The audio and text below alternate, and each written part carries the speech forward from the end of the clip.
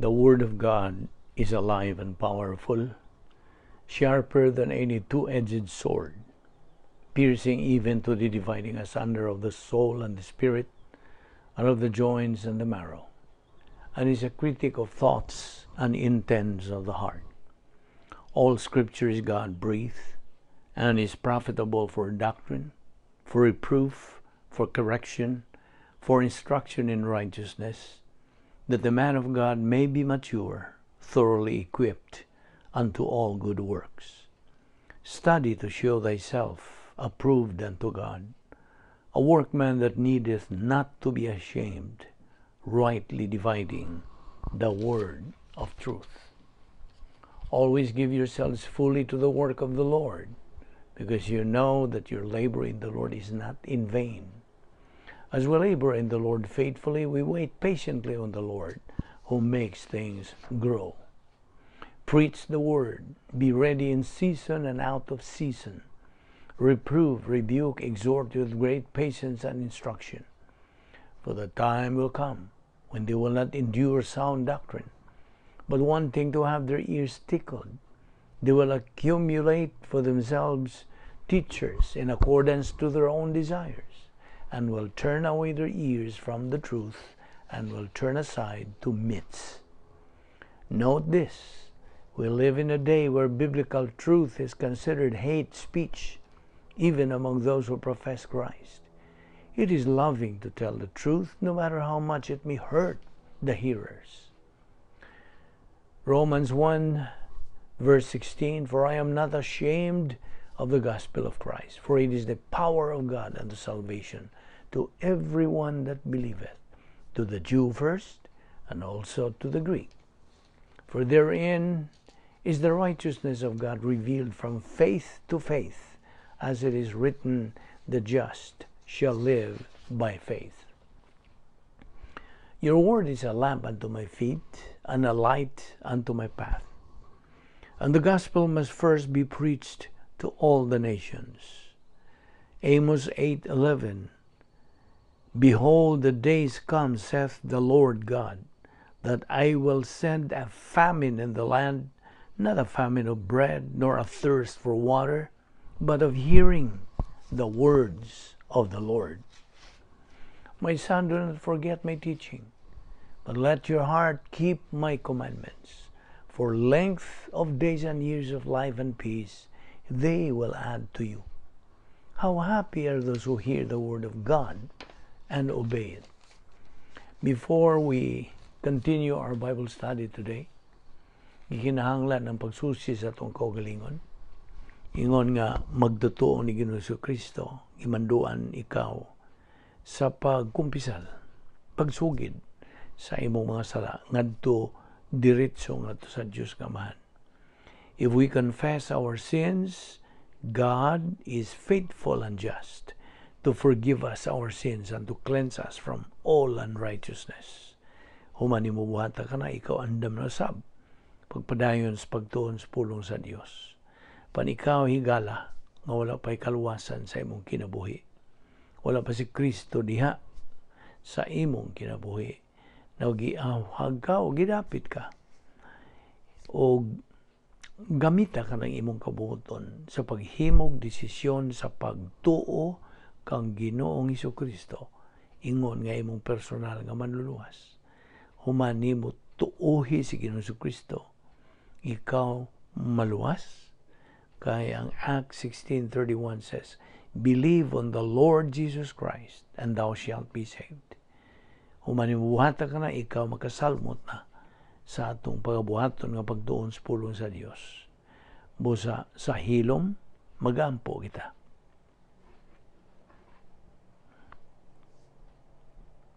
Let us pray. Balaan na mo nga Dios, nagapasalamat kami kanimo, ning lain sa mga adlaw sa among pagtuon sa imong pulong. Nagampo kami, O Dios, nga imong tangtangon ang mga babangan na sa among nauna, aron kami makapunting, makatutok ngayon sa imong igatudlo kanamo ning adlaw. Pinagi sa paggahom sa Espiritu Santo kanamo kayong tanan. Among gipasalamatan sa ngalan ni Ginoong Kristo among manluluwas. Amen. Maayong adlaw kaninyong tanan sa makausaman niya sa kita sa atong pagtuon sa pulong sa Dios. Nagapasalamat sa Dios sa iyang paglugway sa atong kinabuhi. Nga ipaabot pa kita ni inihigutlua o makapadayon kita sa pagkaton sa balaang pulong.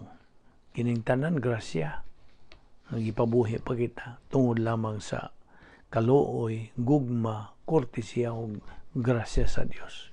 Bisan dili kita angayan, dili kita takos, nagapadayon gyapon ang pagkamatinumanon sa Dios.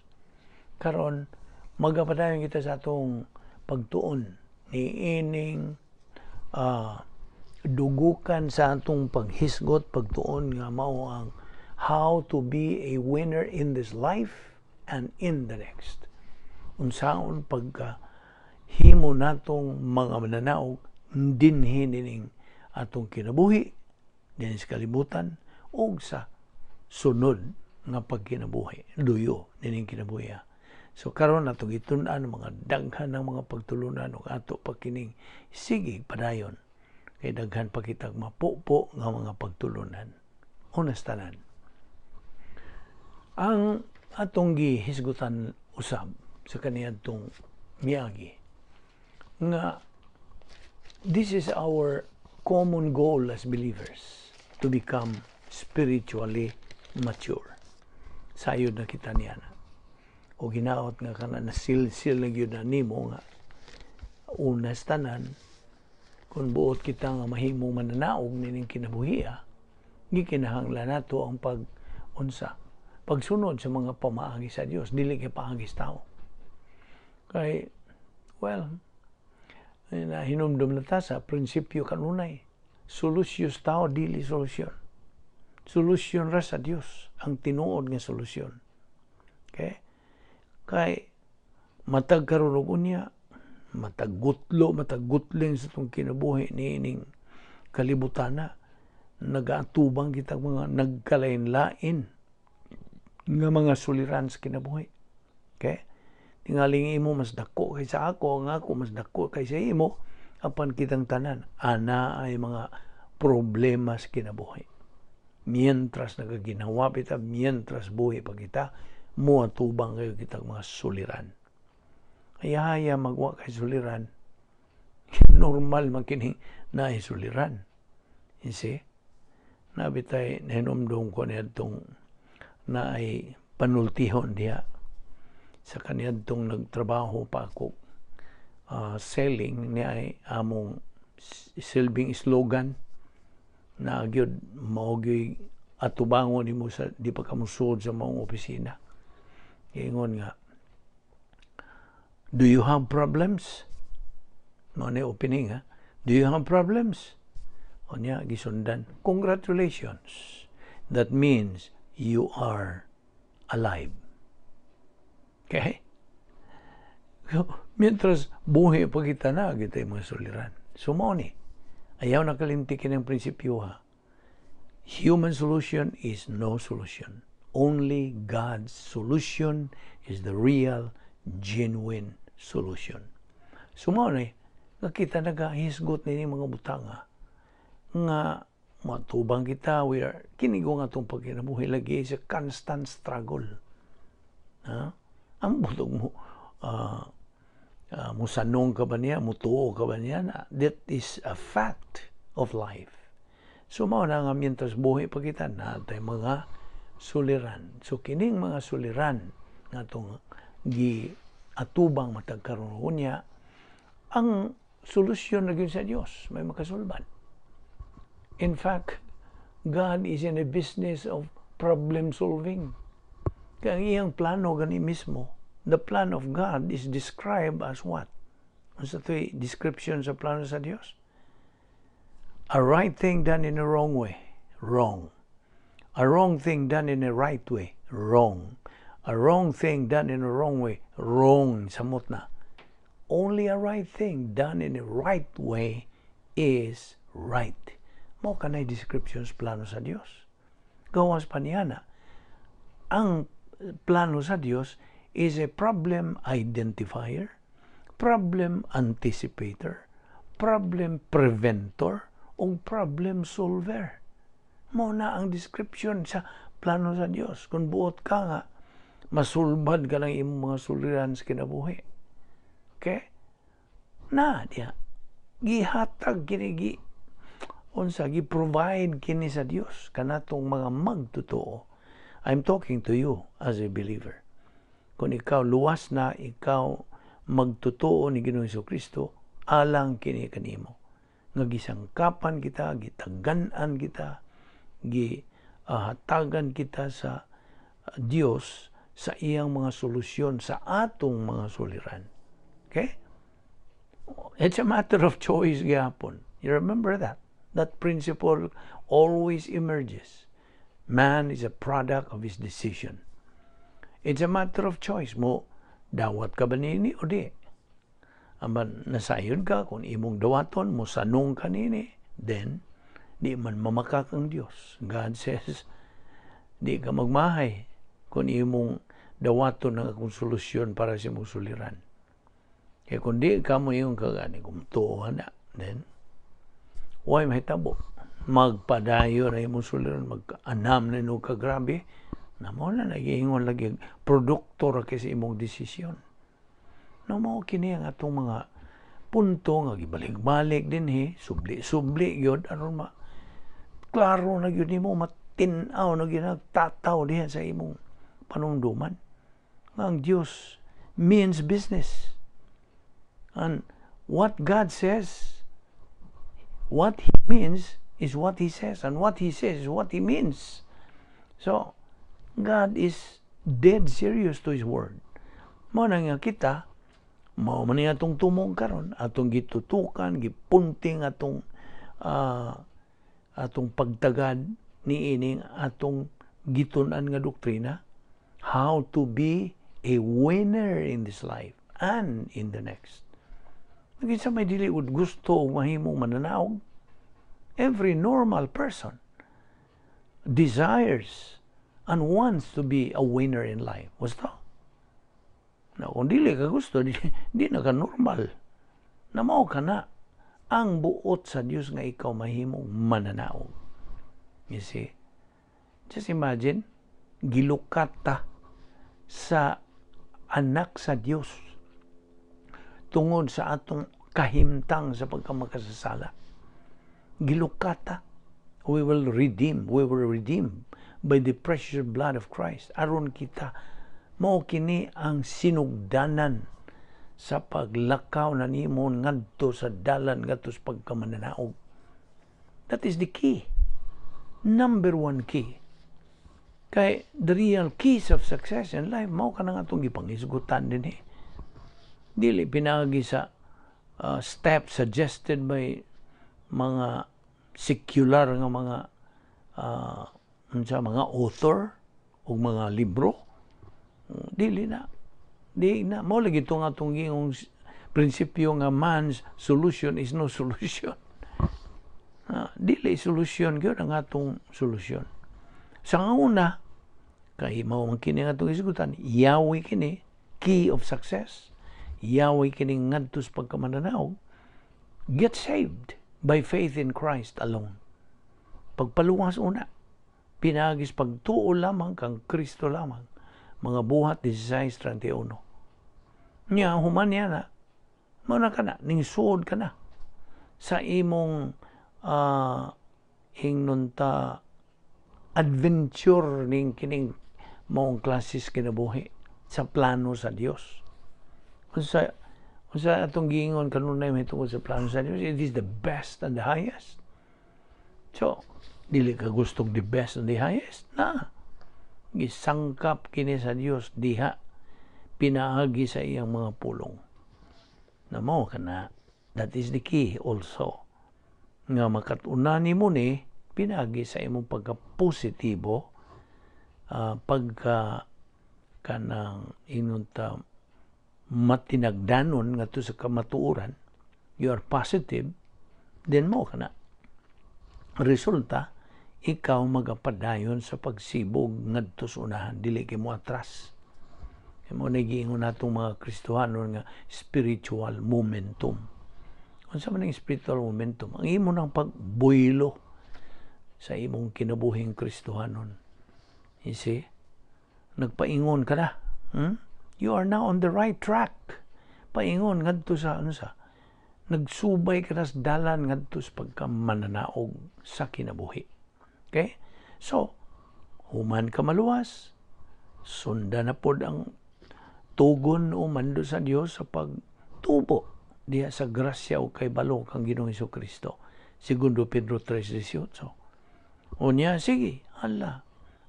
Naibaw na po ka sa local level of spiritual growth, baby believer, adolescent believer, and mature believer. Mao ni nga itong tungog, mature, spiritual maturity stage. Kaya mo na ang stage of capacity for life. Nga, sige, prioritize God's Word. Maugyo mong pasiuna. O niya, continue to be exposed to doctrinal Bible studies. Sama nining atong ministry nga pinagi sa YouTube. Magrasya kini. Nga hanay ni sa Dios alang kanimo magtotoo. Ug ikaw nga dili pa magtotoo who is seeking, diman ni ng bersikulo usab sa Jeremiah 29:13 no sa isulti diha. When you are seeking, nagsige kag pangita sa kamatuoran. And by the way, this is the very, very verse that struck my life, my personal life. Unsa gisulti sa Jeremiah 29:13, you will seek me and find me if you will search for me with all your heart. Na, ang buti pa sabot niya na, if you truly, underline that word truly, if you truly seek me, nangita ka kanako, you will find me. Now, God does not lie. Dili mamakak ang Diyos. Matuod og tinuod ang iyang saad o pasalig. Garantisado, ironclad kanang saad sa Diyos. Kung siya mo saad, iya ginatumanon. So, if you will seek me and find me, if, naman na if, nalagi if, kondisyon ba? You will seek me and find me if you will search for me with all your heart. Naman na. Seek. Okay? Mao ka na. So, padayon na diha sa pagsibog ng tusunaha. O niya ang lain pong bersikulo ining seek. Pagpangita. Matthew 6:33. Unsa gisulti? Seek ye first the kingdom of God, and all these things shall be added unto you. No pa? Idugang pa yun. Imong mga pangandoy, mga tinguhas kinabuhi. Unahon nimo ang Dios ug ang iyang pagkamatarong ug kining tanan nga imong mga pangandoy, mga tinguha, mga damgo, tumong nimo sa kinabuhi. Idugang pag yun na diha kanimo. Na, you see? Mao na, padayon. Organize your life around God's Word. Ayaw na yun pag sipyat niini. Padayon gyud sibog. Ipahiluna ang imong kinabuhi diha sa pulong sa Dios. Unya, gamita ang napo ka solusyon sa imong mga suliran. 10 problem-solving devices nga unsa sangkap sa Dios kanatong mga magtotoo. Kanato rang mga magtotoo. This does not apply to unbelievers. Di ni mag-post nila. Apply sila nini siya nga para ranatong mga Kristohanon. Di magsilbi. Kinahanglan nga ikaw maluwas una. You be born again. Be born again. Unsa gisulti diya sa John 3:3 ug John 3:7. Unsa? Unless a man be born again, he cannot see the kingdom of God. Mao na. Be born again. Mao ka na ang pagi nga ikaw maluwas. Kay mataw ka pag-usab. Nanarabay panultihon. Ayaw ni kalimtipod. If a person is born once, meaning physical. If a person is born once, He is going to die twice. Kaduha siya mamatay. Sa may but pasabot. Mamatay siya spiritual, nga hingpit nga pagka himulag niya sa Dios, o mamatay siya physical. Duha. Spiritual o physical. So kaduha siya mamatay kung kasara siya matao. Apan kung ang tao mahimugso o matao sa makaduha, then kasara siya mamatay.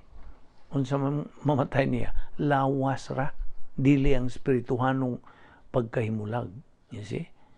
You know what I mean? Are you following me? Mo na prinsipyo kanas pulong sa Dios. If you are born once, you die twice. But if you are born twice, you die once. Namo ka ng mga punto atong idadi nimo in connection with this problem solving. Okay? So kanunay, claim God's promises. Angkuna. How do you angkon sa pulong sa Dios? Pagtuon. Ini atong gihimo adlaw-adlaw, pagtuon, pagkaton, pagtuo, paggamit na. You see? Hindi ka makagamit sa kabutang nga wala mo mailhi. Gusto? Simple logic. So, man mo paggamit sa kabutang nga wala mo mailhi. Huwag ka kibaw gud sa. Huwag ka kibaw kay ngano man wa man kay pagtuon sa pulong sa Dios. Nakakita imong mga amigo mo imbitar nimo. Mag-Bible study ta. Unsa yung tubag, busy ko na ako'y giyatiman, labihan naghanak. So, unsa? Wa ka mo seek. you do not seek God and His righteousness. You see? That's wrong priority. You know what I mean? Sayop nga, pasiuna ka na, giunam ni mo mga butang kalibutanon. Nga, unsay tugon sa Dios, unaha siya. Kaya kinita idugang ra. Na. Paano magkamuto? Produkto ra po kasi imong desisyon. So mo ni, claim. So you can claim the promises of God once padayon kas pagtuon sa iyang pulong. Padayon. Mo ni gingan lang spiritual momentum. Hala, padayon. Sige gyud. Every day, study God's Word on a daily basis. Dili ka weekly, dili ka monthly, dili ka yearly, daily. On a daily basis. Aron ikaw malingon sa imong unsa. Pagpadayon sa pagkalingon diha sa baruganan diha sa pulong sa Dios, baruganan sa Dios, o ang Dios magapahiluna gyud nimo niya. Mao ni gitugon sa Dios nato. Unaha ko, I will do the rest. Na. Mao gunay buot, mo ni prinsipyo diha sa Matthew 6:33. Mao gina ang unod niya na. Unaha lang ko. Ug di ka magmahay kay idugang ra ng imong mga tinguhag, mga damgos kinabuhi. Okay?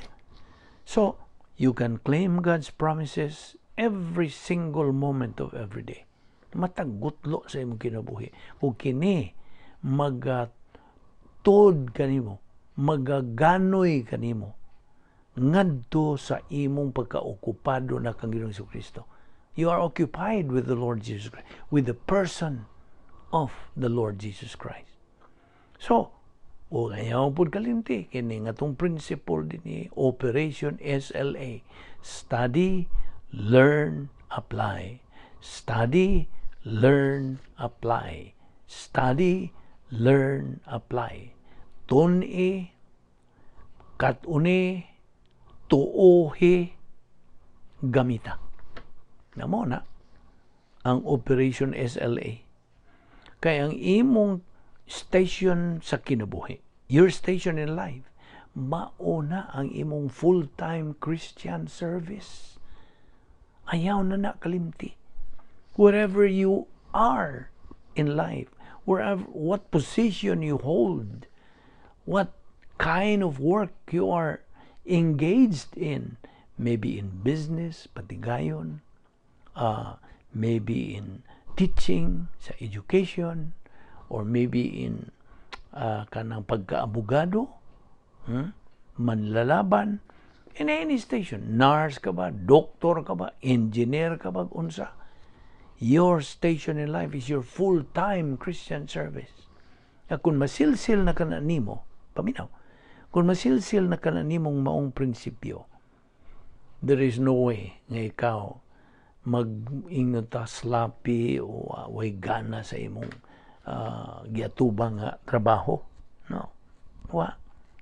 Kawa man kay tumong. Disorganized may imong panguna-una.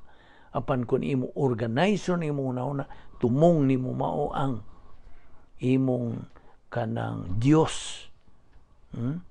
Make the Lord Jesus Christ your priority and His Word. Namo na ka na. Magkalig-on ka ng imong pagtuo ngadto sa Dios, magkalig-on na ka na nga di na matarog. Kaya imong pagtuo gianam og ugmad. Your faith is being developed as you continue studying God's Word. Faith cometh by hearing, and hearing by the Word of God. Romans 10:17. Na. Maugmad ka na. Magkaanam, kalig-on na anay mga suldan mo hapak nimo, okay kaayo. You see? O niya sa anam na nimong tubo, makabot na nimo ang imong tumong nga maong spiritual maturity, hamtong ka na, espirituhanon, nakatungtong ka na sa stage of capacity for life, then, moabot na sa imong una-una, imo yung uy, nga no maning nangabot man sa kong kinabuhi? Aha, ikaw, may katakos na nga buuan sa Diyos sa iyang panalangin. Kaya ang Diyos, ang iyang hustisya mo yung buuan na ni, na may katakos. You see?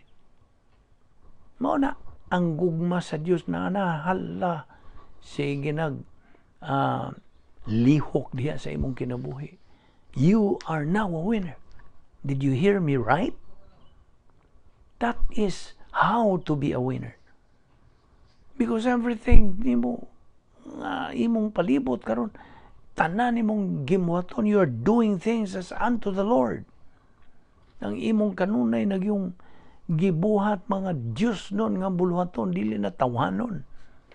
Kaya mga tawhanon, gitandi man lang nagkahoy, kogon, dagami, silaob ka na. Ug duslita ni mo na. 1 Corinthians 3:12. Ang imong gibuhat na karon, kay ikaw na lig-o na magyod diha sa imong baruganan, ang imong gipambuhat Dios no na divine good, kay tuwa magasasod sa imong puloy-anan nga unsa nga sa imong puloy-anan. Ako ang ipangutana kay basig nakalimot ka, your divine dynasty, Dios nun dapit nga may gahom sa Dios. Mao na imong puy-anan, uy, wa na lain. And in fact, diha sa sud, that is the perfect environment. Kadungog ka? Perfect environment. That's the only perfect environment dinhi sa yuta. Wa na lain pang makita nimo ning besag isang suuka. Kanara ang dapit nga na ay perfect environment. Di pa ka gusto mo pa mupuyo diha. Perfect environment gud na. Kaya man na sa Dios. Perfect, hingpit. Pareha na kahingpit dito sa Hardens Eden. Tingali mo yung agrobiha po na. No, by the way, ninumdum ka ba sa atong gihisgutan na? Ang Christian life, paminaw, ang Christian life is a mental attitude life. Hindi rin sa itong una-una. Okay? So nakita ni mo unsa ka may nung danon kining atong panguna-una. Nga kung nasudlan na ka na sa panguna-una sa Dios, 1 Corinthians 2:16, the mind of Christ, now diha na mausab. Narabay tugon sa Dios, renovate your mind. Anam na nagkaon sa tangtang ng mga tawhanong mga panguna-una, mga kalibutan ng panguna-una, pulihan na sa mga Diyos doon ng panguna-una. You see? Divine viewpoint na kana. Akong balikon, that divine dynasphere, kining word nga dynasphere tuod, katong uban nga pa magkadungog niini, kining dynasphere. Di nimo makita sa diksyonaryo. Di na makita nimo sa diksyonaryo word nga dynasphere. Kini kombinasyon lang ni duha ka Griego nga pulong, Greek words. Dunamis, which means sa atong Binisaya, power, kanang gahom, ug ang spheia is P-H-A-I-A, ang spheia is place.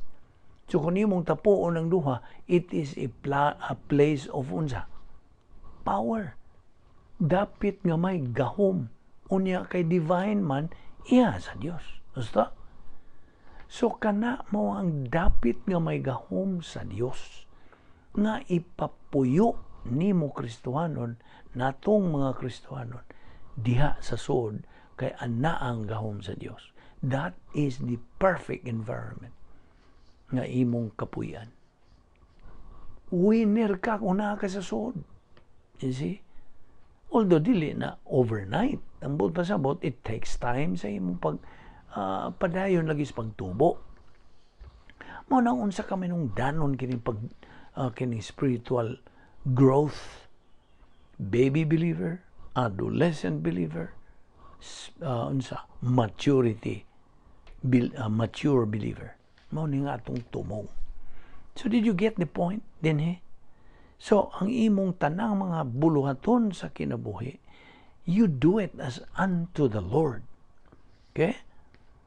Divine good ang imong kanunay nga gibuhat nga gitandi ka na sa gold, silver, precious stones. Bulawan, pilak, o mahalong mga bato. 1 Corinthians 3:12 gyapon. Unya, batasana. Confess every sin that you commit. Makalinggat ka man, kung na kay doktrina, makalinggat ka dayo, nakasaman dayo ko da. Naginagbo, kinta mo, you met your old friend nga, karon imo ng kaaway, an enemy. Kanya pagkita ni mo, muraging silaob na po niya mong kapungot niya. Sala. Don't you know that that's a sala? Sala ka na, mental attitude sin. Diya, kung ikaw makaalinggat, ano man itong nakasala man din ko itong napungot ko na itong akong kaaway. Confess. Isugi diya.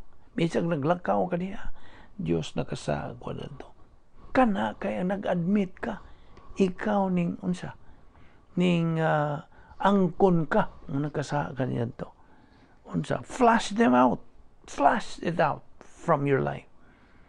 Rebound. Ano nga itong term, doctrinal term is rebound. That's the rebound technique. 1 John 1:9. Unsa gisulti sa 1 John 1:9. If we confess our sins, God is faithful and just to forgive us our sins and to cleanse us from all unrighteousness. Okay? Okay, diya. Padun pero sa Dios. Unya katong ubang nga nakalimtan na nimo, i-appeal ka na og pa sa Dios. God is going to flush them out. Unya, padayon, rest in the Lord. Namo na kini ang faith rest life. Pagtuo, kinabuhi nga may pagtuo nga nagdaog pahulay. Faith rest life. Ubos nini is Operation CTR. Unsa man ning Operation CTR? Claim a promise. Think of what God can do to your problem. R, relax. Because God is in control. Mo na Operation CTR under the faith rest technique. Padayon. And then, maintain humility. Batasana kanang panag-iyaha. Batuni, kanunay ang imong pagkamapaumsanon. Okay? Maintain humility.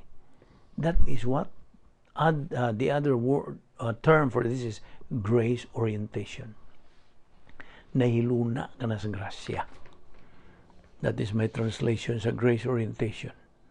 Kay ikaw nagabarog usab sa prinsipyo, the way up is the way down. Acknowledge that everything you are and you have in life, you don't deserve, you don't earn, nor work for. Kaya nga no, grasya ka na.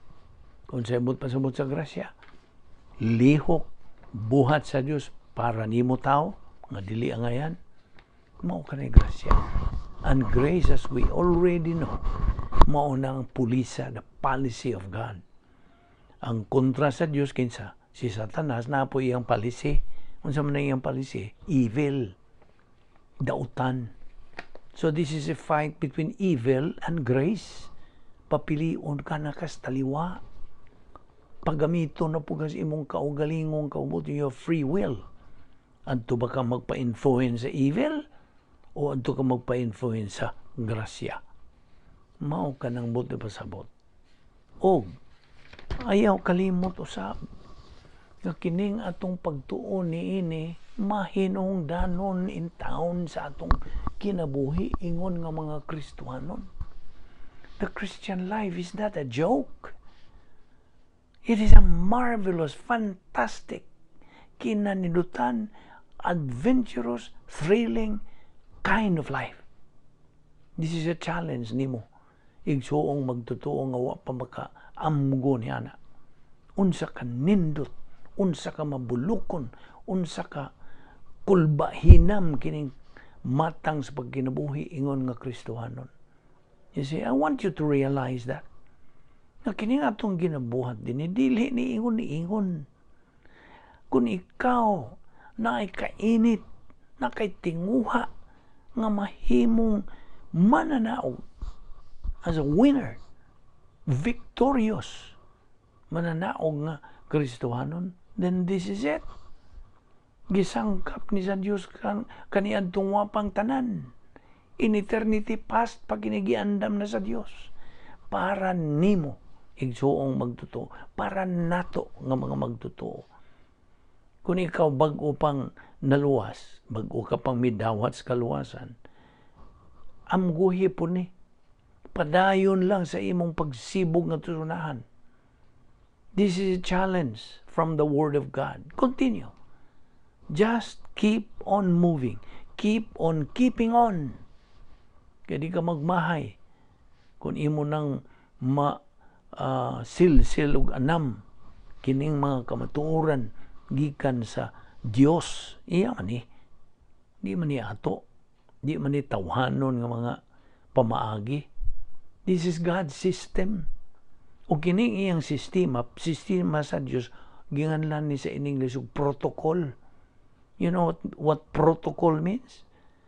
Paagi nga organisado, di na mausob, established.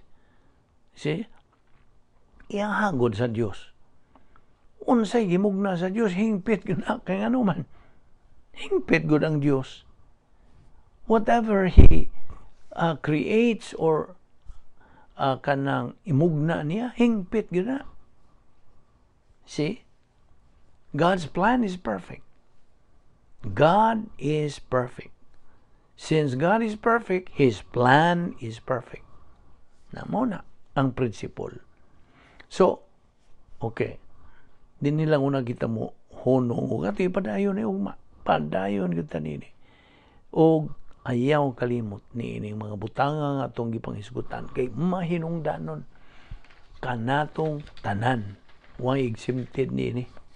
Kung buot yung kang makakabuot nini, ayaw yun pang pekinambog pod. Dagan kong katunan. That is, ayaw. Kinahanglan ka o unsa. Pag-maintain sa imong pagkamapaubsanon. Kay unsay gisulti sa pulong sa Dios, God promotes the humble but demotes the proud. Na. Punta mahimo niya na ang prinsipyo kung di ka mutuon niya na. Ako malikon. God promotes the humble but demotes the proud. Na ka na bersikulo ka na. Kung ato kining ipadayon, ugma gidasig ka sa pagpadayon sa pagtuon, pinaagi nining atong Bible study through the YouTube ubos sa Vic Balbido Evangelistic Ministry. Grasya nga giandam o gihatag sa Dios kanato. Mag-ampo ta. With your heads bowed and your eyes closed, we dedicate the closing moments to those without Christ, without hope, and without eternal life. This is the most important moment in your life. In fact, sa imong tibuok nga kinabuhi. Yes, mao kini ang labing inutambalaan nga gutlo in this particular gathering niining adlaw. Tungod kay mao kini magadeterminar sa imong eternal future. Samtang ikaw nagalingkod diha, nagapaminaw niini, and you consider who Jesus Christ is and what He has done. Si Ginoong Jesucristo miingon, ako mao ang dalan, ang kamatuoran, ug ang kinabuhi. Way makaadto sa amahan, gawas kung pinaagi kanako. John 14:6. Kana nagpasabot nga si Ginoong Jesucristo is either a liar or He is what He says He is, the Savior, ang manluluwas. Mao siya ang manluluwas. Ug what does that mean? Kana nagpasabot nga si Ginoong Jesucristo mianhi dininining kalibutana, og He took on the form of man and was God, undiminished deity and true humanity in one person. Sa usa lang ka persona. He came for one reason, usara kahinungdan, nga siya mamatay. And that was to die. To die for you. Magpakamatay alang kanimo. Greater love has no man than to give up his life for a friend. Philippians 2:8. He became humble even to the point of death. You see, He is the Savior. He came for one reason, again, to die for you. Si Ginoong Jesucristo did not give up His life for a friend. He gave it up for the entire world sa tibuok kalibutan, even for those who hated Him. Nasuko kaniya, naglagot kaniya, even for the Pharisees who hated Him. He died for them and He died for you. But what does that matter? You may ask, nung na katingali. It does matter because while He hung on the cross, samtang nagbitay dito sa cross si Ginoong Jesucristo, ang Dios nga mahan mibubo ngadto kaniya, siya nga perfect God-man, the one who did not deserve, dili siya ngayan, ang Dios nga mahan mibubo ngadto kaniya sa tanan nga mga sa tanang mga katawhan. Og didto gihukman si Ginoong Jesucristo alang kanila. In that judgment, He became our substitute. He was judged for all our sins so that those sins are no longer an issue between us and God. Dili na ka na issue. They have been paid for. We don't have to pay for them. You don't have to pay for them. They are all blotted out. So, ang balaang kasulatan nag-ingon, all that you need to do to have a relationship with God for eternity, mao ang pagtuo lamang kang Ginoong Jesucristo lamang. Believe who He was and what He did for you. Mao kana ang content of that faith, and that's it. Believe on the Lord Jesus Christ, and thou shalt be saved. So you want eternal life? This is the only way to have it. When you do that, kung imong buhaton ka na, you will be born again. That's being born again into the family of God forever. Hangtod. Heaven is securely guaranteed for you. Believe on the Lord Jesus Christ, and thou shalt be saved. Let us pray. Ama namo nga Dios, nagapasalamat kami kanimo sa imong grasya sa kaluwasan. Nga amo gayong na klaro ang imong pagpasabot kanamo Dios. Nga usa lamang ang paagi sa pagkabot sa among tumong. Nga mao ang pagkamananaog pinagi lamang sa among pagtuo kang Ginoong Jesucristo, ingon nga among personal nga manluluwas. Uban ni kami, O Diyos, pinagis pagahom sa Espiritu Santo sa among pagpadayon sa mga adlaw-adlaw na among panginabuhi. Ikaw lamang mahimaya ang tanan, ang tanan among ipasalamatan sa ngalan ni Ginoong Jesucristo among manluluwas. Amen.